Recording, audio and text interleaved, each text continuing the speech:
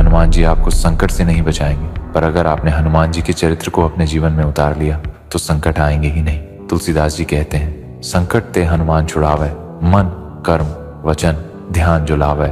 मतलब जब हम अपने मन कर्म और वचन में हनुमान जी को ध्यान में रखते हैं तो वे हमें किसी संकट में पड़ने ही नहीं देंगे। अब सवाल, मन कर्म और वचन में हनुमान जी का ध्यान कैसे रखें?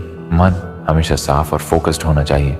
हनुमान जी की तरह अडिग, कर्म निस्वार्थ होना चाहिए, किसी स्वार्थ या अहंकार से मुक्त। वच संतुलित और मधुर होना चाहिए, जैसे हनुमान जी की वाणी।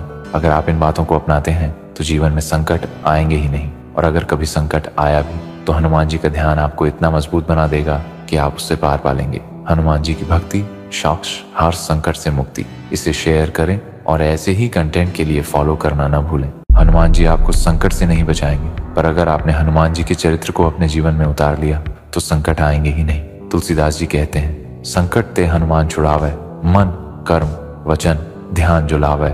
मतलब जब हम अपने मन कर्म और वचन में हनुमान जी को ध्यान में रखते हैं तो वे हमें किसी संकट में पड़ने ही नहीं देंगे। अब सवाल, मन कर्म और वचन में हनुमान जी का ध्यान कैसे रखें?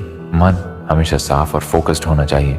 हनुमान जी की तरह अडिग, कर्म निस्वार्थ होना चाहिए, किसी स्वार्थ या अहंकार से मुक्त। वच संतुलित और मधुर होना चाहिए, जैसे हनुमान जी की वाणी।